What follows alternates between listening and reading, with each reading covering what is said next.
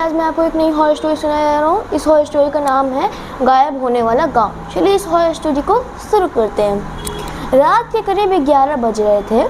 रोहन अपनी बाइक से सुनसान पहाड़ी रास्ते से गुजर रहा था।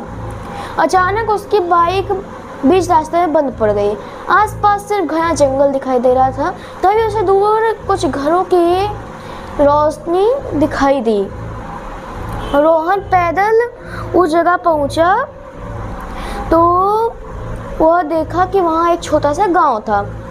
गांव अजीब तरह से शांत था। सड़क पे कोई आदमी दिखाई नहीं दे रहा था। घरों में रोशनी जल रही थी।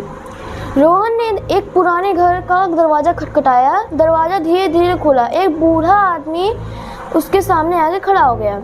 रोहन बोला, बाबा मेरी बाइक रास्ते में बंद पड़ गई है, क्या मैं आज रात यहाँ रुक सकता हूँ? बूढ़े ने कुछ देर रोहन को देखा और फिर बोला, रुक सकते हो पर एक बात का ध्यान रखना।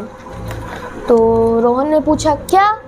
बूढ़ा बोला, सुबह होने से पहले यहाँ से गांव मत छोड़ना। सुबह होने से पहले गांव मत छोड़ना, और अगर कोई आधी रात में तुम्हें तुम्हारे नाम से पुकारे तो मत पीछे मुड़कर मत देखना, ठीक है?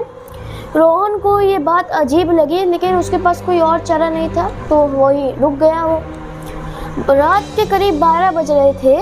रोहन को बाहर से एक आवाज़ आई। रोहन उठा और वो आवाज़ बोली, रोहन। वह चौंक गया।